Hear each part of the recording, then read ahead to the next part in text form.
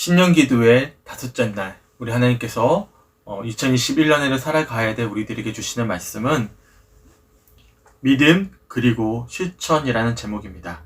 이 시간 야고보서 2장 14절부터 26절까지의 말씀을 가지고 함께 은혜를 나누도록 하겠습니다. 우리는 어제 이 시간에 진정한 그리스도인의 모습에 대해서 함께 살펴보면서 이 첫 번째 모습에 대해서 우리가 나누었죠. 다름이 아니라 차별 아닌 사랑으로 살아내는 사람들임을 우리가 어제 말씀을 통해서 함께 살펴보았습니다. 세상은 차별하는 곳이잖아요.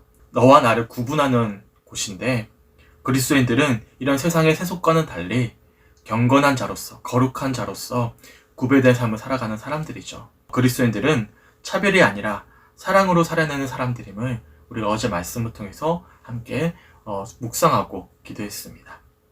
우리가 이렇게 차별 아니라 사랑으로 올 한해 살아낼 수 있는 이유는 어디에 있는 것이죠? 우리에게 사랑이 있기 때문입니까? 우리가 어제도 말씀드렸지만 우리에게는 사랑이 없습니다. 저도 마찬가지고요. 우리가 사랑할 수 있는 이유는 사랑을 받았기 때문이죠. 바로 우리 예수님이 우리의 있는 모습 그대로를 사랑하시기 때문에, 우리 있는 모습 그대로를 사랑하시기 때문에 그 사랑을 받은 우리들은 그 사랑함으로 사랑할 수가 있음을 우리가 어제 말씀을 통해서 살펴보았습니다. 우리가 차별하지 않고 사랑할 수 있는 이유는 우리에게 그 사랑의 권한이 있는 것이 아니라 우리가 이미 있는 모습 그대로 우리를 용서해 주시고 우리를 사랑해 주시는, 우리를 구원으로 인도해 주셨던 그 예수 그리스도의 사랑을 충만히 누리기 때문이죠. 그래서 올 한해 우리들은 예수님으로부터 받은 그 사랑으로 사랑할 수 있음을 우리가 어제 말씀을 통해서 함께 묵상하며 결단하였습니다. 오늘은 이어지는 말씀이에요. 성숙한 그리스도인으로서 우리가 올 한해 어떻게 살아내야 될지 두 번째 모습인데요. 바로 믿음 그리고 실천입니다. 그냥 쉽게 표현한다면 믿는 자들은 믿는 바 그대로 살아내는 자들임을 말씀하고 있는 말씀입니다. 바라기는 오늘 본문 야고보서 2장 14절부터 26절까지 이어지는 믿음 그리고 실천이라는 제목의 말씀을 통해서 2021년 한 해 동안 정말로 성숙한 그리스도인으로서 세상에는 본이 되고 하나님께는 영광을 올려드릴 수 있는 우리 성주교회 성들이 되시길 주님의 이름으로 간절히 축원합니다. 최근에 미국 교회 내에 큰 스캔들이 하나 터졌습니다. 굉장히 유명했던 기독교 변증가였습니다. 굉장히 훌륭한 변증가였고, 사실 저희 서재에도 일본 책이 한 두세 권 정도 있거든요. 라비 제커라이어스라는 기독교 변증가 분이 계셨습니다. 작년에 돌아가셨어요. 굉장히 이분의 사역이 전 세계적으로 유명해졌고, 라비 재단이라고 엄청나게 큰 재단까지도 만들어져서 기독교 변증을 구체적인 사역의 어떤 핵심 목표를 삼고 굉장히 활발하게 전 세계에서 활동하던 유명한 변증가였고, 또한 그런 재단이 세워질 만큼 그렇게 활발하게 활동을 하셨습니다. 근데 어떤 스캔들이 터졌냐면 이분이 돌아가시고 나서 라비 제크라이어스가 성추행했던 어떤 행적들이 발견이 됐어요. 그래서 직원들이랑 주변 사람들을 아주 주기적으로 성추행을 했고, 그리고 성을 사고 파는 행위도 서스럼치 않고 했던 그런 어떤 과거의 행적들이 이분이 돌아가시고 나서 밝혀지기 시작했습니다. 굉장히 충격적이었죠. 이분이 단순히 조그만 사역을 하신 것이 아니라 전 세계에서 내노라 하는 어떤 유명한 변증가였는데, 이분이 막상 돌아가시고 나서 그동안 숨겨놓고 있었던 부끄러웠던 모습들, 추악한 모습들이 적나라하게 드러나면서 참 많은 사람들에게 실망감을 안겨주었습니다. 이런 애는 참 많이 있는데요. 혹시 이분 아십니까? 존 하워드 요더라는 분입니다. 이분은 어떤 분이냐면 오래전에 좀 돌아가셨죠. 근데 이분이 굉장히 유명하고 훌륭한 기독교 윤리학자입니다. 그러니까 기독교 정치와 기독교 윤리학을 굉장히 탁월하게 풀어서 이야기했던 유명한 학자였습니다. 기독교 윤리학자예요. 다른 학문도 아닙니다. 기독교 윤리학입니다. 지금도 여전히 이분의 저서들이 굉장히 탁월하기 때문에 여전히 수많은 사람들이 읽혀지고 있거든요. 제 서재도 사실 존 하워드 요더 이분의 어떤 책이 몇 권 있어요. 네, 이분도 마찬가지입니다. 라비 제크라이어스 마찬가지로 이분이 돌아가시고 나서 얼마 지나지 않아 이분의 추악했던 성추행의 행적들이 드러났습니다. 너무 안타깝죠. 라비 제크라이어스는 전 세계를 돌아다니면서 기독교를 변증하는 분이었고, 존 하워드 요더는 기독교 윤리학의 대표적인 학자였는데, 둘 다 생전에 추악했던, 그러니까 자기가 말하는 어떤 가르침과 삶이 달랐음을 적나라하게 드러나면서 참 많은 이들에게 실망을 안겨주었습니다. 이번에 이제 라비 사건과 존 하워드 요더 사건을 이제 빗대어서 이렇게 해석하는 분들도 계시더라고요. 신학과 신앙은 다르다. 예를 들면 그런 거죠. 아인슈타인이 예를 들어서 부끄러운 죄를 졌어요. 그렇다고 그가 풀어냈던 상대성 이론이 부정되는 것은 아니거든요. 그러니까 존 하워드 요더 같은 경우에는 굉장히 탁월한 윤리학자였고, 그리고 라비 제크라이어스는 탁월한 변증가였는데, 그들의 어떤 탁월한 학문은 부정될 수 없다. 신학과 신앙은 다른 것이다. 그렇게 이제 변론하는 분의 이야기를 듣곤 했습니다. 어떻게 본다면 그럴 수도 있죠. 배우는 것과 신앙은 다를 수도 있죠. 제가 여러 번 말씀드렸지만 제 신학교 시절에도 다른 학문도 아니라 신약, 성경을 가르치는 우리 교수님이셨는데 제대로 교회 생활, 신앙생활을 하지 않는 분도 계셨거든요. 그러니까 내가 알고 있는 것과 정말로 내가 믿는 것은 다를 수 있다는 것을 변증하고 좀 이제 변호하는 이야기를 들었습니다. 하지만 이게 무조건 맞는 이야기는 또 아닙니다. 미국의 대표적인 목회자였던 윌로우 크릭 교회 빌 하이베스 목사님 같은 경우에도 몇 년 전에 사임했잖아요. 어떤 불륜과 관련된 사건 때문에 그만 그 사회가 내려놓곤 했고요. 최근에 작년이었어요. 작년이었죠? 미국의 유명한 힐송 처치의 칼 렌츠 목사님도 성추행의 사건이 연루가 되어서 내려놨습니다. 제가 미국 사회만 이야기했는데 우리나라 내 한국 기독교 내에도 이런 일들이 참 비일비재하죠. 이분들은 변론가가 아니야. 학자가 아닙니다. 이분들은 저와 동일하게 목회자로서 신앙을 전해줬던 사람들이었고 믿음을 고백했던 사람들이었어요. 하지만 이분들 역시도 사실 그들이 가르치고 있는 믿음의 고백과는 다른 삶의 모습을 이제 살아내면서 많은 이들에게 실망감을 안겨주었다라는 것이죠. 성도님들은 오늘 말씀을 시작하면서 마음을 무겁게 하는 이야기를 좀 나누었지만 어떻게 생각하십니까? 이런 어떤 일련의 모습들을 우리가 많이 지켜보면서 참 많은 이들이 실망하고 우리도 마음 아파하고 있는데 이런 모습들을 보시면 어떤 생각이 드시죠? 성도님들은 믿음이란 무엇이라고 생각하십니까? 믿음이 뭡니까? 믿음은 아는 것입니까? 인지하는 거예요? 많은 분들이 그렇게 물어보죠. 당신 예수 믿습니까? 네, 저는 예수 믿습니다. 그러면 당신은 구원받았습니다. 라고 이야기를 해주곤 합니다. 일반적으로 통용되고 있는 구원론이죠. 당신, 나를 위해서 예수님이 십자가를 지시고 모든 죄를 용서해 주셨던, 구원해 주셨던 그 주님의 놀라운 사랑을 믿습니까? 라고 물어본다면 네, 전 예수님 믿어요. 입술로 고백하면 구원을 확증해 주는 그런 모습들이 너무나 비일비재하죠. 과연 내가 예수님이 나를 위해서 죽으셨다. 내 모든 죄를 용서해 주셨다. 나는 주님의 자녀가 되었다. 이 사실을 아는 것, 인지하는 거죠. 이게 믿음입니까? 이게 믿음인가요? 우리는 그렇게 많이 알고 있지만 사실 믿음이라는 것은 그렇게 단순한 것이 아닙니다. 내가 알고 있다라고 믿는다. 아니에요. 믿음이란 단순히 아는 것으로만 그치는 것이 아니라 믿음이란 관계하는 것입니다. 그래서 믿음이란 주님과의 인격적인 관계를 누리는 것이 믿음인 것입니다. 단순히 예수님을 아는 것으로 내가 구원받았다라는 것을 입술로만 고백하는 것으로만 그치는 것이 아니라 믿음이란 주님과 날마다 인격적인 교제를 나누는 것, 이것이 바로 믿음인 것이죠. 모든 관계가 그렇지 않습니까? 관계는요 발전하게 되어 있습니다. 저도 누군가를 만날 때면 처음에는 잘 모르잖아요. 그냥 관계를 맺고 그렇게 시간이 흐르다 보면 상대가 무엇을 좋아하고 어떤 성향이고 무엇을 바라는지 점점 더 알아가게 됩니다. 그러면서 자연스럽게 관계가 더 발전하게 되는 것이죠. 그래서 제가 첫째 날 시간이죠.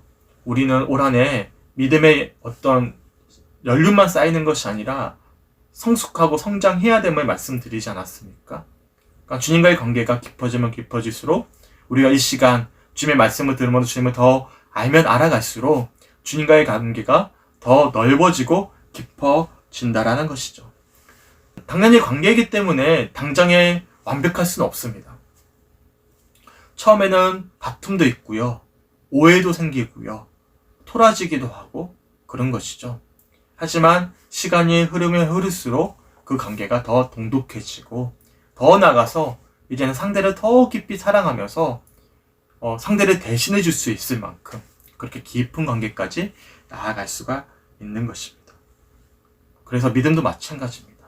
우리가 힘들지만 이렇게 새해를 시작하면서 신년 기도회로 모이는 이유는 이런 기도회를 통해서 이런 말씀을 알아가고 들었던 말씀을 가지고 붙잡고 기도하고 결단하면서 주님을 더 깊이 알아가고 더 아는 만큼 더 깊이 누리고 관계하면서 올 한 해 주님과의 그런 어떤 믿음의 여정들이 더 풍성해지길 소망하는 마음으로 우리가 지금 신년 기도회를 가지고 있지 않습니까? 믿음이란 바로 관계이기 때문에 날마다 주님과의 친밀한 관계를 안에서 주님을 더 깊이 알아가고 삶을 나누는 이런 믿음의 고백들이 너무나 귀하다라는 것입니다. 그래서 참 진정한 믿음의 태도라는 것은 단순히 입술의 고백으로만 그치는 것이 아니에요. 내 감정의 확신, 어떤 교리적인 어떤 확신, 깨달음, 그것이 전부가 아닌 것입니다. 진정한 믿음의 태도란 어제 말씀이죠. 야고보서 2장 12절 말씀인데 너희는 자유의 율법대로 심판받을 자처럼 말도 하고 행하기도 하라. 아멘. 기억나십니까? 어제 말씀이잖아요. 이게 무슨 말씀이죠? 심판받을 자처럼 말도 하고 행하기도 하라. 어디 앞에서? 자유의 율법 앞에서. 쉽게 표현한다면 주님 앞에서 살아가는 것입니다. 단순히 내가 알고 있는 어떤 지식과 어떤 내 감정의 확신으로만 살아가는 것이 아니라 날마다 주님과의 친밀한 교제 앞에서 주님이 보시는 앞에서 주님과 함께 그렇게 교제하면서 그렇게 살아내는 삶. 말씀 앞에서 살아내는 것. 그럴 때 우리가 올 한 해 믿음의 성숙으로 나아갈 수 있는 것입니다. 당연히 주님 앞에 서게 되면 누가 보이죠? 주님 앞에서 우리 자신이 보이는 것입니다. 제가 어제도 말씀드렸지만 이 신앙이라는 것은 누구를 판단하고 재단하고 그렇게 하기 위한 도구가 아닌 것입니다. 신앙이라는 것은 주님 앞에서 나의 모습을 보는 것이죠. 나를 보는 것, 이게 진정한 믿음의 태도인 것입니다. 당연히 그렇게 믿음은 주님을 바라보고 주님과의 관계를 누리는 것이잖아요. 당연히 우리는 올 한 해 그렇게 주님과의 친밀한 관계를 누리게 된다면 주님이 어떤 걸 원하시지? 주님이 바라시는 마음은 무엇이지? 주님이 원하시는 것은 무엇일까? 우리가 점점 더 깊이 알아가게 되는 것이죠. 누군가와 친밀한 관계를 누리게 되면 상대를 더 많이 알아가게 되면 더 상대의 마음에 합당한 모습으로 그렇게 공감해주고 베풀어주고 상대가 원하는 삶을 우리가 살아가게 되는 것이잖아요. 그래서 이 믿음이란 문제와 이 실천이라는 문제는 서로 구분될 수 있는 문제가 아닙니다. 믿는 자들은 자연스럽게 믿은 바 그대로 살아내게 되는 것입니다. 나는 믿는데 나는 믿고 있어요. 하지만 그 믿는 바대로 실천하지 않아요? 그럼 우리는 사실상 나는 믿고 있다라고 자기를 속이고 있지만 위선하고 있지만 사실은 제대로 믿고 있지 않다라는 것이죠. 왜냐하면 믿음이라는 것은 단순히 예수님을 아는 것이 아니라 주님과의 친밀한 교제, 관계를 누리는 것에 있음을 우리가 살펴보았고 그것이 바로 믿음이기 때문에 믿음과 실천의 문제는 서로 구분할 수가 없다라는 것입니다. 그래서 오늘 본문에 이렇게 말씀하는 것입니다. 제가 야고보서 2장 14절 말씀 읽어드리겠습니다. 내 형제들아 만일 사람이 믿음이 있노라 하고 행함이 없으면 무슨 유익이 있으리요? 그 믿음이 능히 자기를 구원하겠느냐? 아멘. 믿음이 있다고 이야기하는 사람들이 혹여나 행함이 없다면 이게 무슨 유익이 있느냐? 그 믿음이 능히 자기를 구원하겠느냐라고 물어보고 있는 말씀이죠. 굉장히 우리의 마음을 불편하게 하는 마음입니다. 그렇지 않습니까? 우리는 주님을 믿는다라고 생각하고 고백하기 때문에 이 늦은 시간에 그것도 5번에 걸쳐서 계속 이어지고 있는데 온라인인데 더군다나 함께 모여서 예배하고 있지 않습니까? 근데 그런 우리들에게 굉장히 좀 불편한 이야기를 하고 있는 거예요. 너가 지금 믿고 있다고 생각하는데 내가 믿는 바대로 실천하지 않는다면 그 믿음이 무슨 유익이 있느냐라고 우리들에게 어떻게 보면 직설법으로 우리들의 마음을 꽂히게 하는 이야기를 하고 있는 것이죠. 종교개혁자들은요, 부패했던 당시 중세 카톨릭을 개혁하기 위해서 종교개혁을 일으켰습니다. 그러면서 첫 번째 내걸었던 기출 중에 하나가 무엇이냐면 솔라 피데였습니다. 무슨 뜻이냐면 오직 믿음으로였어요. 당시 카톨릭은 행함으로도 믿음에 이룰 수 있다라는 어떤 잘못된 가르침 속에서 면죄부도 판매하고 어떤 다양한 어떤 고행과 어떤 행위를 통해서 구원에 이룰 수 있도록 사람들에게 권유했고 그것을 도구 삼아서 어떤 교황을 비롯해서 당시 교회의 수장층들이 어떤 이득을 취했거든요. 그에 반대해서 종교개혁자들은 우리의 행함에는 선함이 없다. 우리가 구원받는 것은 오직 믿음에 있다라고 이야기하면서 종교개혁이 시작되었습니다. 특별히 종교개혁의 첫 번째 기치를 내걸었던 마르틴 루터는 이 오직 믿음을 참 너무나 귀하게 여겼기 때문에 반대로 오늘 야고보서 말씀을 굉장히 불편하게 여겼습니다. 그래서 마르틴 루터가 이 야고보서를 뭐라고 불러내면 지푸라기 복음이라고 이야기했어요. 지푸라기가 뭐죠? 지푸라기는 사실상 쓸모없는 거잖아요. 그러니까 지푸라기 복음, 별로 쓸모없는 복음이다. 그래서 실제로 마르틴 루터가 당시 누구도 제대로 볼 수 없었던 라틴어 성경을 자신의 모국어였던 독일어로 번역하게 되거든요. 그때 야고보서를 끝까지 번역하지 않으려고 했습니다. 그리고 정말 어쩔 수 없이 제일 마지막으로 번역한 책이 바로 야고보서였어요. 왜 그랬냐면 루터가 봤을 때는 오직 믿음이 제일 중요했는데 사실 야고보서를 보면 행함을 중요하게 여기고 있기 때문에 가르치고 있기 때문에 그가 생각했던 어떤 믿음의 내용과 중요한 어떤 핵심의 가치와 상반되는 어떤 내용으로 여겼기 때문에 야고보서를 지푸라기 복음처럼 여겼다라는 거예요. 실제로 마르틴 루터가 종교개혁을 일으키게 됐던 결정적인 계기가 된 말씀은 로마서 1장 17절 말씀이었습니다. 복음에는 하나님의 의가 나타나서 믿음으로 믿음에 이르게 하나니 기록된 바 오직 의인은 믿음으로 말미암아 살리라 함과 같으니라. 아멘. 루터는 이 말씀을 읽고 깨닫게 되거든요. 오직 의인은 믿음으로 말미암아 산다. 이 말씀 붙잡고 종교개혁이 일어났어요. 그래서 루터는 지푸라기 복음이라고 야고보서를 홀대했던 것입니다. 다들 아시다시피 로마서 말씀은 바울이 쓴 서신서입니다. 바울은 누구보다도 믿음을 강조했죠. 그는 정말 바리새인 중에 바리새인이었습니다. 가말리아 문화상에서 정말로 누구보다도 율법을 잘 배웠던 그런 유대인 중에 유대인이었죠. 그가 누구를 만나냐면 예수를 만나요. 그리고 완전히 180도 변화되게 됩니다.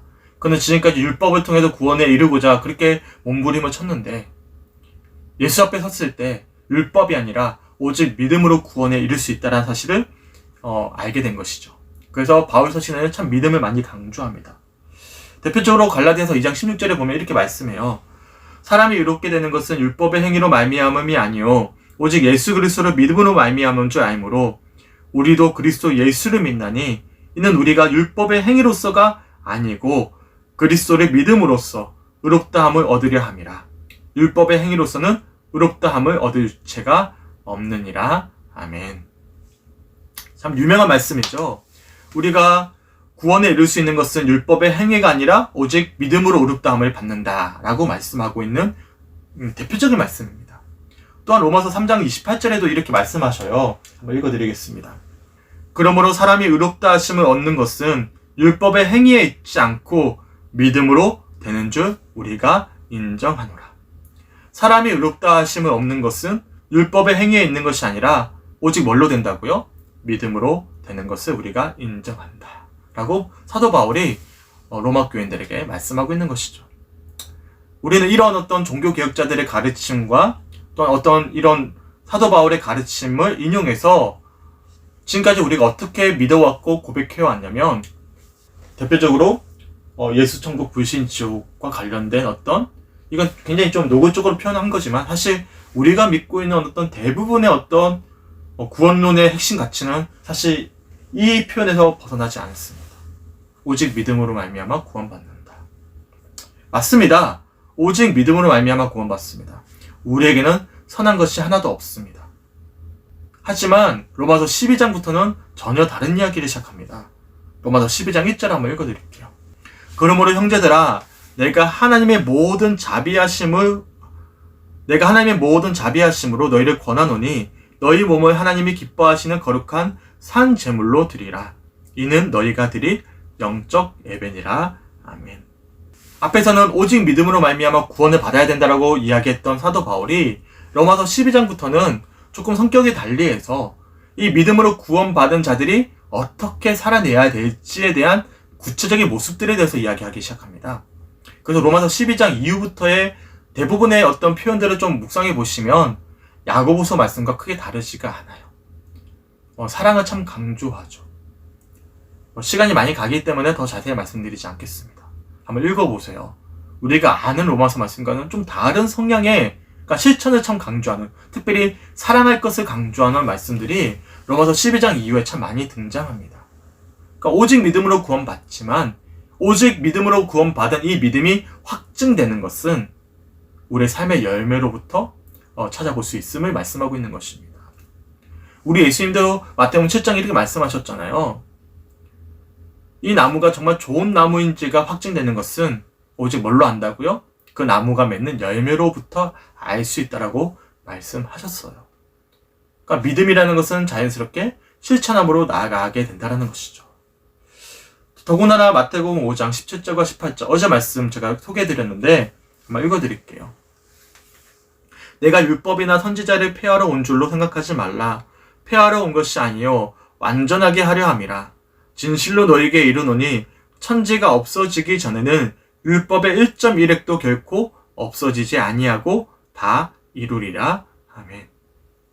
우리 예수님은 율법의 1.1획도 뭔가를 빼버리고 뭔가는 주고 그리지 아니하시고 완전하게 이루셨다라고 말씀하고 있는 것이죠. 우리 주님이 우리 예수님이 율법을 무시하신 것이 아닙니다. 그래서 이 바울의 가르침과 야고보의 가르침은 사실상 성격이 다르지 않아요. 바울이 이야기하고 있는 이 율법이라는 것은, 행위라는 것은요, 당연히 행위로 구원받을 수 없어요. 야고보서도 마찬가지입니다. 믿음을 전제하고 행위를 이야기하고 있습니다.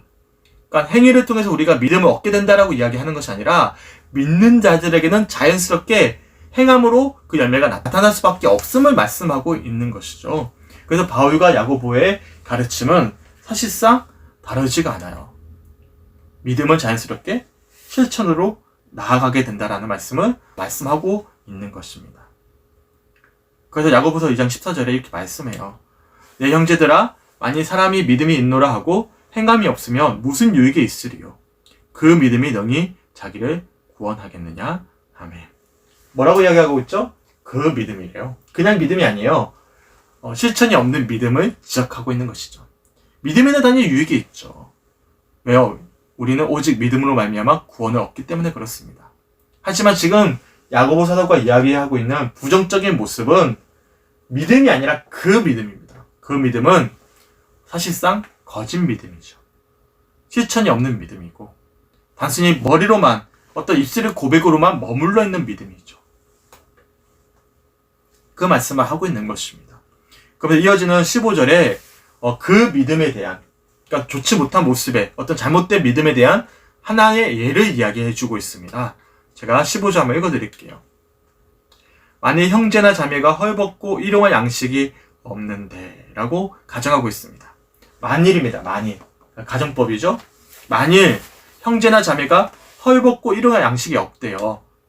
아주 기초적인 생존권이 보장이 되지 않았음을 이야기하고 있는 것입니다. 굳이 없어도 되는 거 더 채워주는 게 아니라 없으면 안 되는 것이 없는 사람들을 뜻하는 것이죠. 아주 절박한 상황 속에 처한 사람들을 가정하고 있는 거예요. 그러면서 16절에 이렇게 말씀합니다. 너희 중에 누구든지 그에게 이르되 평안히 가라, 덥게 하라, 배부르게 하라 하며 그 몸에 쓸 것을 주지 아니하면 무슨 유익이 있으리요? 아멘. 헐벗고 일용할 양식이 없는 형제나 자매가 주변에 있어요. 근데 뭐라고 이야기하냐면 평안히 가라, 덥게 하라, 배부르게 하라 라고 이야기해주고 있는 것입니다. 이 평안히 가게 하라 라는 뜻의 원어로 보면 에이레네, 샬롬이에요. 그러니까 일반적인 인사입니다. 주님이 당신과 함께 하실 것입니다. 평안하세요. 이렇게 인사하는 거죠. 인사하면서 뭐라고 이야기하죠? 덥게 하라. 좀 추우니까 덥게 하고, 지금 배고프니까, 일용 양식이 없으니까 배부르게 해라. 라고 이야기해주고 있는 거예요. 축복해주고 있는 것이죠. 이 표현을 통해서 우리가 알 수 있는 것은요, 이 사람이 지금 헐벗고 있는 형제 자매의 필요를 알고 있어요? 모르고 있어요? 전혀 몰라요? 아니, 알고 있어요. 그러니까 쉽게 표현한다면 헐벗고 일용 양식이 없는 형제 자매의 어떤 어려움을 모르고 있는 것이 아니라 알고 있는 거예요. 알고 있는데 어떻게 하고 있는 거예요? 입술로만 평안히 가라. 하나님이 당신과 함께 할 거예요.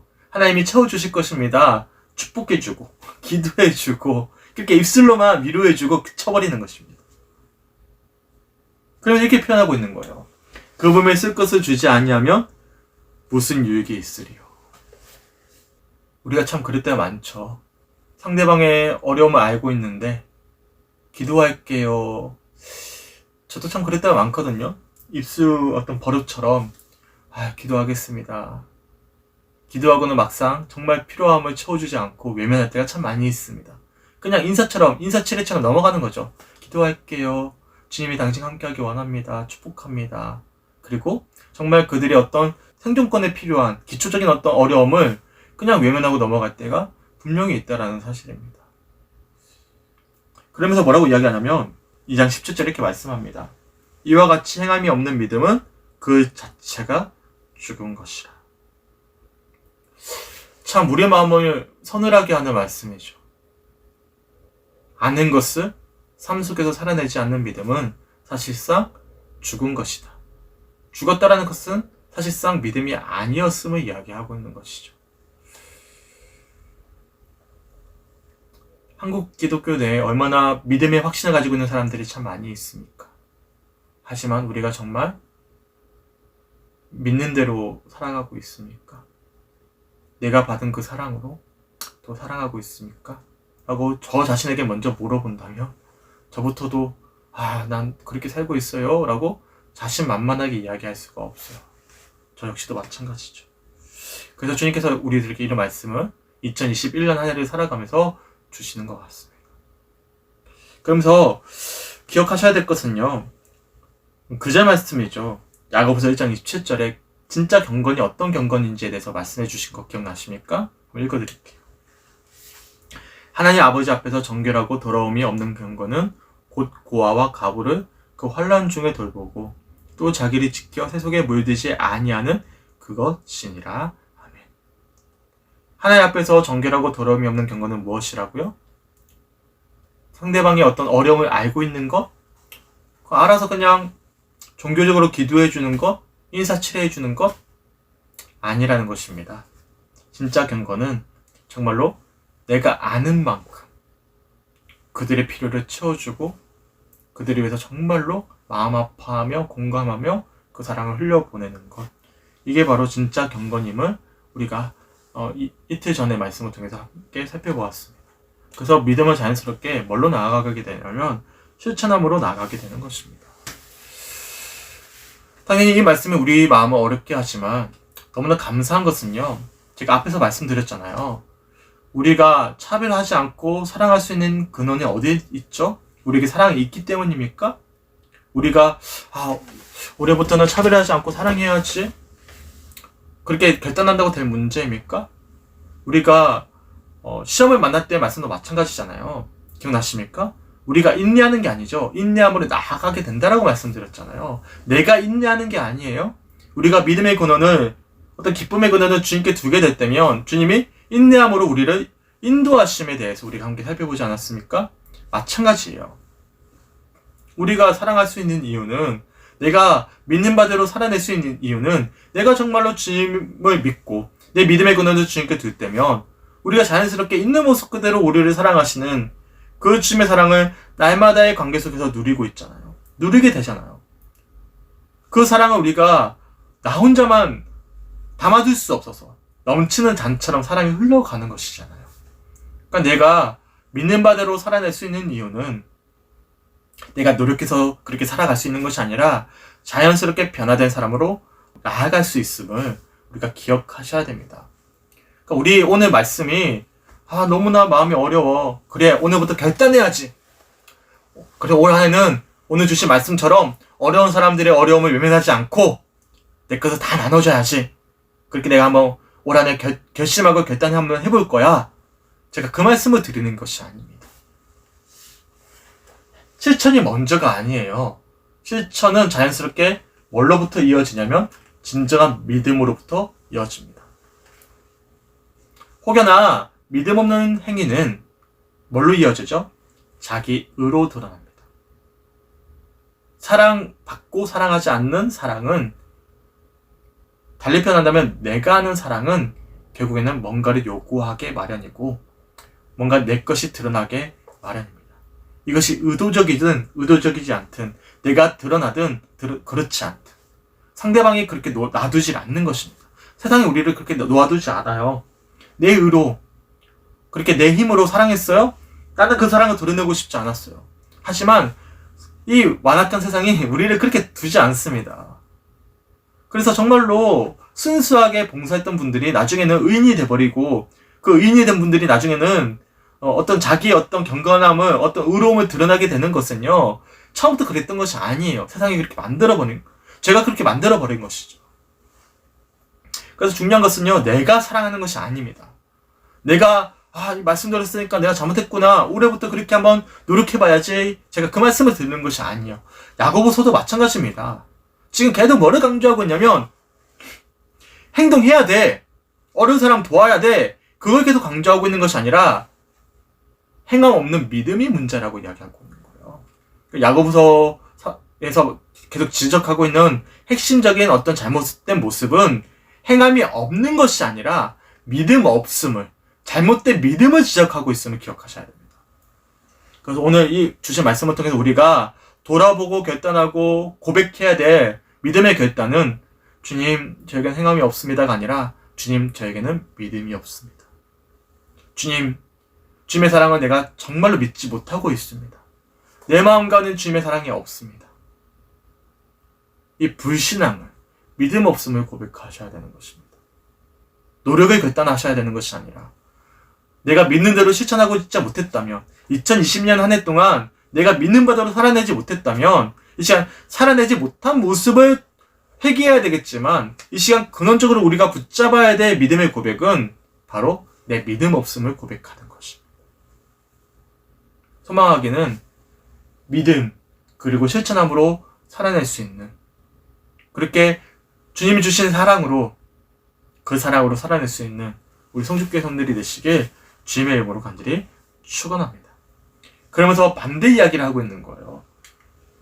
극단은 극단끼리 만나거든요. 한번 읽어드릴게요. 어떤 사람은 말하기를 너는 믿음이 있고 나는 행함이 있으니 행함이 없는 내 믿음을 내게 보이라. 나는 행함으로 내 믿음을 내게 보이리라 하리라. 아멘. 어떤 사람이 반대로 이야기하는 것입니다. 너는 믿음이 있고 나는 행함이 있다. 나는 행함이 있다라는 거예요. 행함이 없는 내 믿음은 잘못됐다라는 것이죠. 그래서 나는 믿음이 아니라 행함으로 내 믿음은 내게 보이겠다. 쉽게 표현하면 행위로 믿음에 이를 수 있다라고 이야기하고 있는 표현인 것입니다. 그러니까 믿음과 행함을 나누는 것이죠. 달리 표현한다면 이 믿음과 행위를 좀 선택할 수 있는, 서로 다른 어떤 선택지로 보고 있는 것이죠. 하지만 야고보서에서는요, 뭘 계속 강조하고 있냐면 나눠지는 것을 계속 반대하고 있습니다. 지적하고 있어요. 두 마음이죠. 대표적으로 우리가 첫째 날 말씀 기억나십니까? 7절과 8절에 이렇게 말씀합니다. 이런 사람은 무엇이든지 주께 얻기를 생각하지 말라. 두 마음을 품어 모든 일에 정함이 없는 자로다.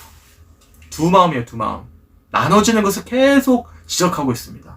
이는 우리가 다음 주에 계속 살펴보겠지만 야고보서 4장, 5장, 3장 계속 나오는 표현들이에요. 나눠지는 것을 계속 이야기하고 지적하고 있어요. 믿음도 실천도 행함도 나눠질 수 없다라는 것입니다. 감리교회 창시자인 존 웨슬리 목사님 항상 강조하셨던 것이 있습니다. 단순한 시선으로 오직 주님만을 바라보면서 순전한 마음을 가질 것, 그러니까 마음이 나눠지지 않을 것을 항상 강조하셨어요. 그래서 야고보서 2장 19절 이렇게 말씀해요. 내가 하나님은 한 분이신 줄을 믿느냐? 잘하는도다. 귀신들도 믿고 떠느니라. 지적하고 있는 표현이거든요. 뭐라고 이야기하냐면 내가 하나님은 한 분이신 줄 믿고 있느냐? 근데 너 잘하고 있다. 잘한다. 이런 표현이거든요. 잘한다. 야, 귀신도 알고 있어. 귀신도 믿고 떨었어. 라고 말씀하고 있는 것입니다. 실제로 예수님이 거라사 지방에 가셨을 때 귀신이 자신을 찾아온 예수님을 바라보고는 이렇게 이야기하거든요.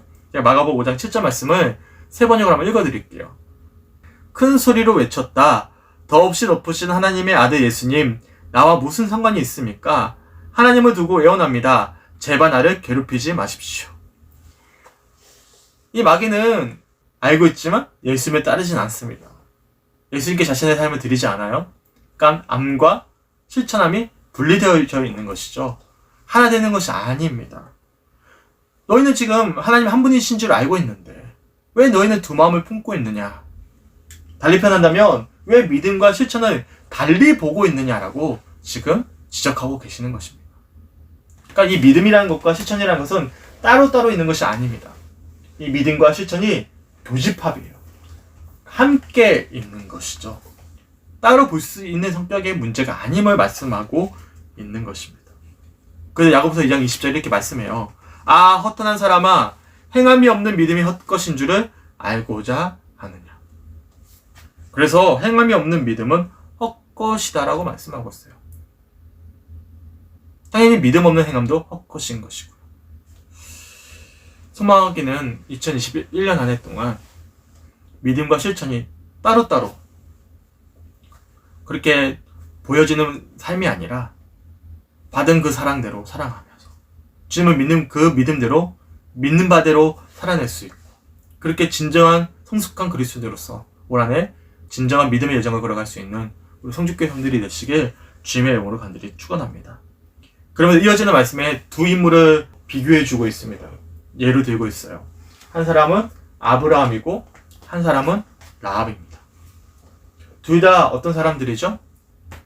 정말로 위기의 때 이해할 수 없는 어떤 상황 속에서 변함없이 하나님을 신뢰했던 자들이었어요.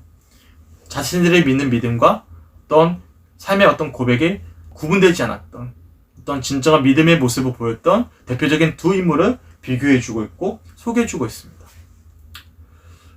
재밌는 사실이 있어요. 이 아브라함은 유대인들이 누구보다도 좋아하는 성경 인물입니다. 유대인의 조상이었어요. 반대로 라합은 어떤 사람이죠? 가나안 여인이에요. 더군다나 창녀였습니다. 완전히 구분되죠. 우리가 어제 말씀 기억나십니까? 우리가 올 한해 살아내야 될 삶의 모습은 차별이 아니라 사랑으로 살아가야 된다고 말씀하셨잖아요. 차별하지 않는 거예요. 우리 주님은 두 예를 다 같이 이야기하고 계시는 것입니다. 그러니까 어제 말씀을 이어서 적용하고 있는 말씀임을 우리가 묵상해 볼 수가 있는 거예요. 남자, 여자, 유대인, 이방인, 그리고 믿음의 조상, 창녀. 완전히 구분되는 모습이잖아요. 이 모든 이 두 인물을 통해서 주님은 동일하게 역사하신다. 그러니까 주님은 있는 모습 그대로 우리를 사랑하시고 있는 모습 그대로 우리를 인도하시는 그런 분이심을, 차별하지 않으시는 분이심을, 우리를 사랑하시는 분이심을 이 예를 통해서도 우리가 엿볼 수가 있는 것이죠. 우선 21절과 22절에 아브라함의 예를 들고 있습니다. 우리 조상 아브라함이 그 아들 이삭을 제단에 바칠 때 행함으로 의롭다 하심을 받은 것이 아니냐.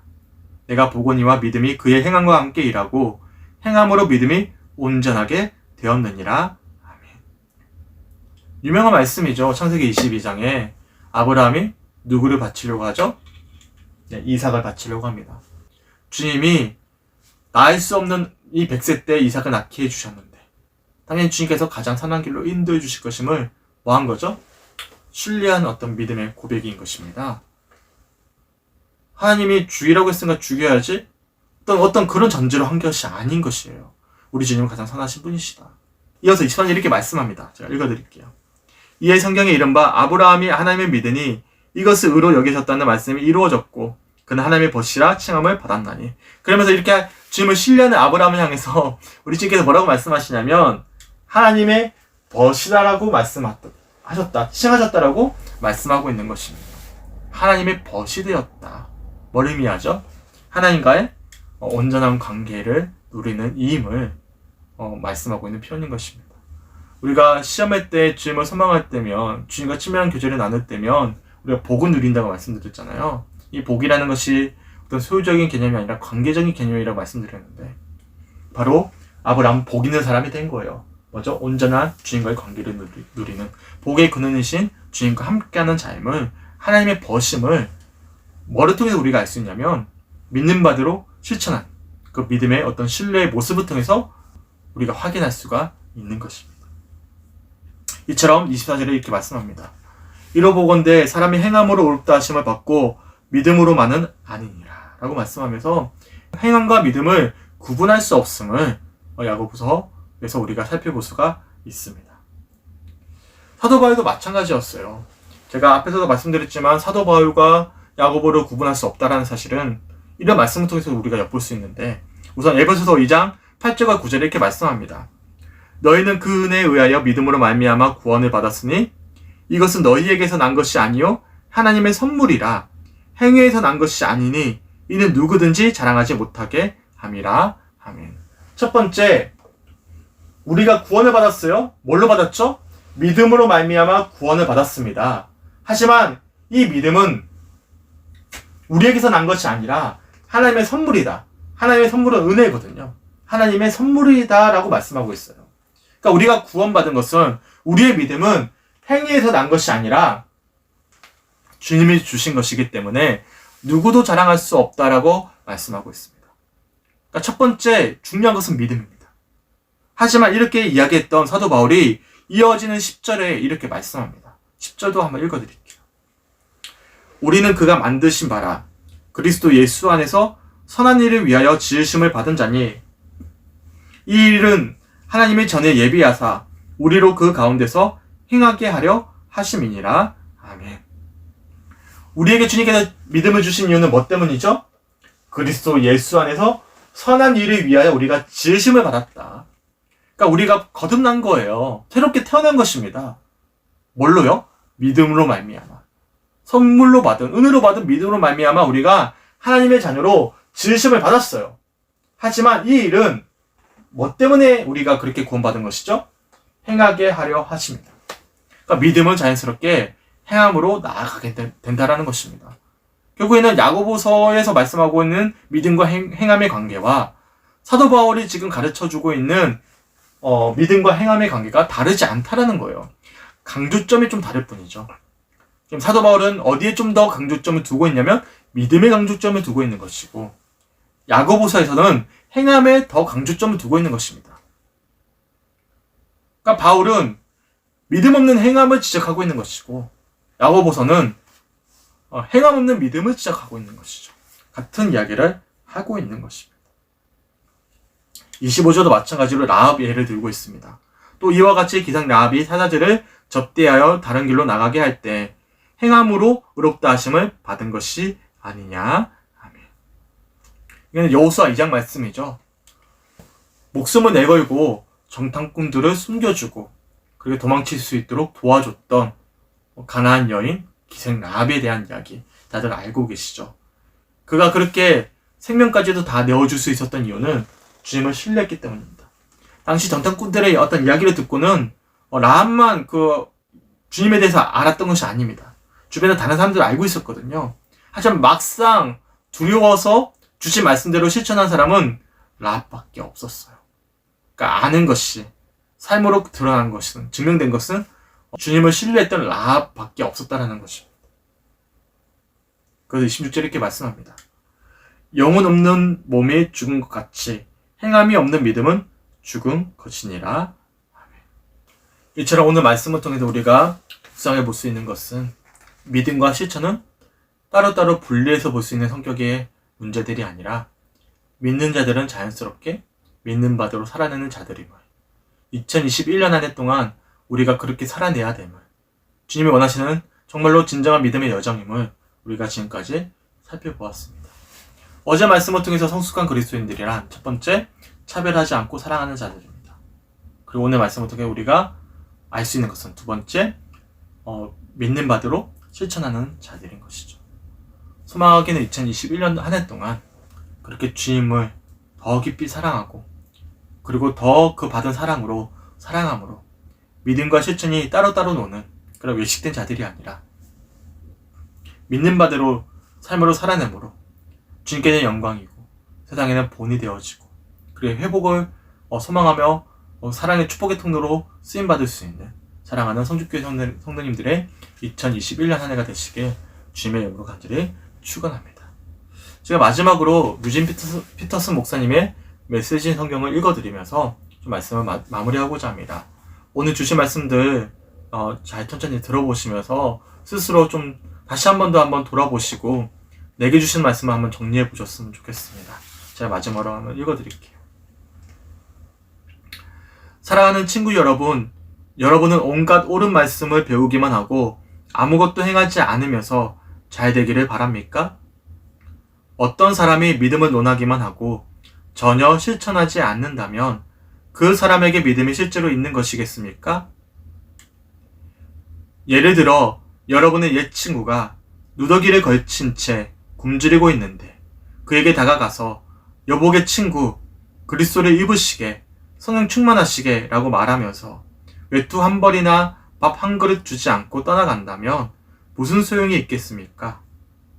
하나님의 말만 앞세우고 하나님의 행함이 없다면 그것은 터무니없는 지심이 분명하지 않습니까? 벌써 여러분 가운데 누군가가 좋습니다. 당신의 믿음을 맡으면 나는 행함을 맡겠습니다 라고 말하는 소리가 들립니다. 성급하게 판단하지 마십시오. 내가 행함이 없는 믿음을 보여줄 수 없듯이 여러분도 믿음 없는 행함을 보여줄 수 없습니다. 믿음과 행함, 행함과 믿음은 뗄래야 뗄 수 없는 관계입니다. 여러분은 한 분이신 하나님을 믿는다고 공언하면서 마치 그것으로 대단한 일을 했다는 듯이 뒷짐을 진 채 만족해 하더군요. 참 대단하십니다. 마귀들도 그렇게 합니다만 그것이 무슨 소용이 있겠습니까? 생각을 좀 해보십시오. 여러분은 믿음과 행함을 갈라놓고도 그것을 계속 죽지 않게 할 수 있다고 생각하는 것입니까? 우리 조상 아브라함이 자기 아들 이삭을 번제단에 바칠 때 행함으로 하나님과 바른 관계를 맺은 것이 아닙니까? 믿음과 행함은 함께 멍에를 맨 동반자임이 분명하지 않습니까? 믿음은 행함으로 나타나는 것이 아닙니까? 행함이 믿음의 행위라는 것은 다 아는 사실이 아닙니까? 성경은 아브라함이 하나님을 믿어 하나님과 바른 관계를 맺었다고 했는데 여기서 믿는다는 말의 온전한 의미는 그의 행위까지 담고 있습니다. 아브라함이 하나님의 벗이라는 이름을 얻게 된 것은 그가 믿음과 행위를 하나로 조화시켰기 때문이 아닙니까? 사람이 하나님과 바른 관계를 맺는 것은 열매 맺지 못하는 믿음으로 되는 것이 아니라 행함으로 열매를 맺는 믿음으로 되는 것이 분명하지 않습니까? 여리고의 창녀 라합의 경우가 그랬습니다. 하나님이 그녀를 귀하게 여기신 것은 하나님의 정탐꾼들을 숨겨주고 그들의 탈출을 도운 행위, 곧 믿음과 행함이 빈틈없는 일치 때문이 아니었습니까? 여러분이 육체와 영을 분리시키는 바로 그 순간에 여러분은 싸늘한 시체가 되고 맙니다. 믿음과 행함을 분리시켜 보십시오. 여러분이 얻을 것은 시체뿐입니다. 아멘. 믿음 그리고 실천. 올 한해 우리가 살아내야 될 성숙한 그리스도인들의 모습입니다. 현재 한국교회는 믿음이 없어서 조롱받고 지탄받고 있지 않습니다. 행함이 없기 때문에 우리가 지탄받고 지적받고 있는 거예요. 얼마나 많은 분들이 믿음이 참 좋아요. 저보다 훨씬 더 믿음이 좋은 분들이 너무나 많이 있습니다. 하지만 나는 믿음이 있다고 이야기하는데 믿음과 행함이 분리되어 있는 삶의 어떤 괴리감 속에서 많은 이들이 예수님의 어떤 살아계심을 도리어 부인하게 되는 그런 안타까운 현실로 이어지고 있는 것이죠. 소망하기는 믿음 그리고 실천으로 나아갈 수 있길 주님의 이름으로 간절히 축원합니다. 중요한 것은요, 이 시간 우리가 회개해야 될 것은 행함이 없음을 먼저 회개할 것이 아니라 믿음 없음을 먼저 고백하셔야 돼요. 그래서 말씀드리지만 우리에게 행함이 없는 것은 믿음이 없기 때문입니다. 사랑받은 자들은 사랑하게 됩니다.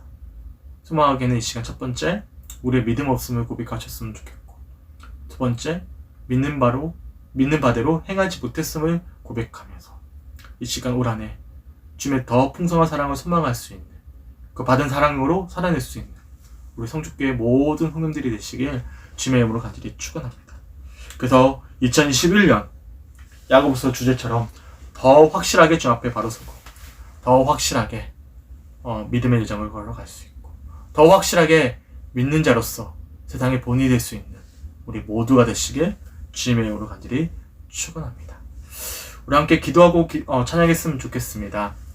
우리 함께 기도해라는 찬양입니다. 주님, 우리와 함께하여 주시고 특별히 우리 성축교회 모든 성도님들과 함께하여 주셔서 먼저 우리가 올바로 믿는, 진정으로 믿는 참된 그리스도인들이 되기 원합니다. 있는 모습 그대로 우리를 사랑하시는 그 주님의 놀라운 사랑을 날마다 친밀한 교제 속에서 누리면서 그 사랑으로 풍성해지게 간절히 소망합니다. 그래서 그 사랑으로 사랑하면서 믿는 바대로 실천하며 그렇게 살아가길 간절히 소망합니다.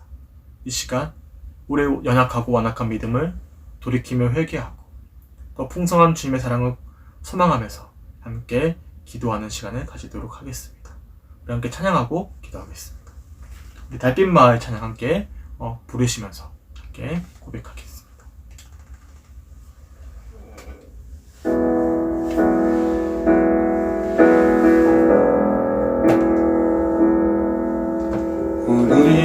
우리 함께 기도해 주 앞에 나와 무릎 꿇고 긍휼 베푸시는 주 하늘을 향해 두 손 들고 우리 함께 기도해 주 앞에 나와 무릎 꿇고 긍휼 베푸시는 주 하늘을 향해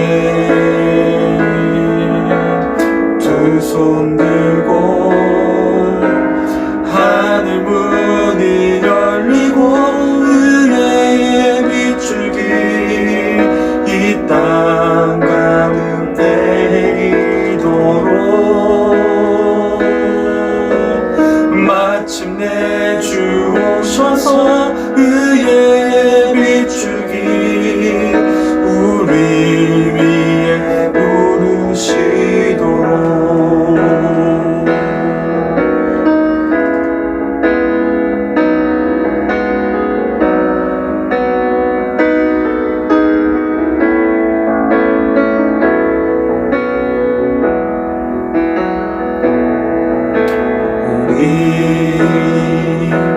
함께 기도해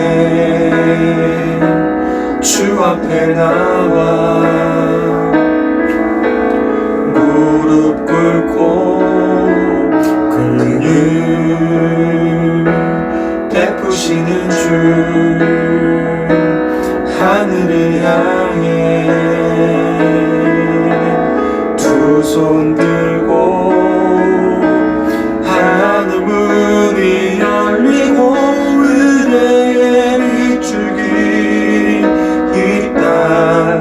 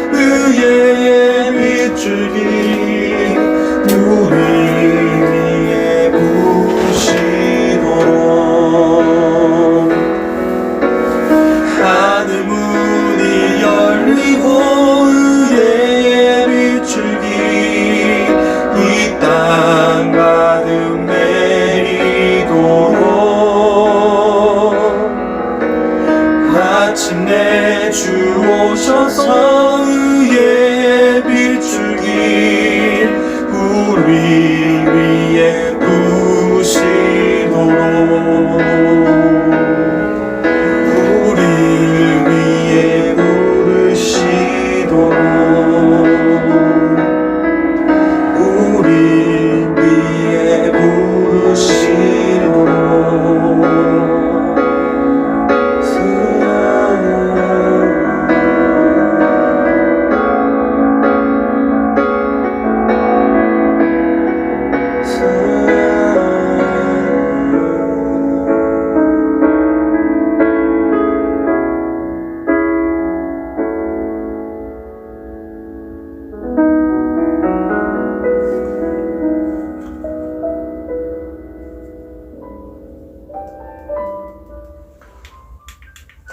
우리 함께 기도했으면 좋겠습니다. 주님, 올 한해 진정한 믿음의 자녀가 되기를 간절히 소명합니다. 단순히 머리로 아는 믿음이 아니라 날마다 주님과의 친밀한 교제를 살아냄으로 주님, 날마다 주님의 사랑을 풍성히 누리는 하나님의 진정한 자녀가 되기를 간절히 소명합니다. 2020년 한 해 동안 머리로만 알고 있는 믿음과 실천이 구분되어 있었던 우리의 위선적이었고 완악하고 연약한 모습들 용서해 주시고 2021년 한 해 동안 날마다의 주님과의 친밀한 교제 속에서 풍성한 사랑의 은혜를 누리길 간절히 소망합니다. 그리고 그 사랑 안에서, 그 은혜 안에서 믿는 바대로 살아내게 간절히 소망합니다. 그래서 믿음과 실천이 구분되어 있는 그런 정말로 외식된 신앙인들이 아니라 날마다 주님과 친밀한 교제를 나누는 진정한 그리스도인들이 되게 간절히 소망합니다. 이 시간 우선 회개합니다. 우리 연약한 모습들 용서해 주시고 또한 이 시간 소망합니다. 주님의 놀라운 사랑으로 채워주시옵소서. 이 시간 주신 말씀 붙잡고 간절히 기도하며 나아가도록 하겠습니다. 이 시간 각자의 삶의 처소로 돌아가셔서 홀로 주님을 마주하면서 이 시간 주 앞에 조용히 묵상하며 주신 말씀 붙잡으시며 함께 기도하도록 하겠습니다. 함께 기도합니다.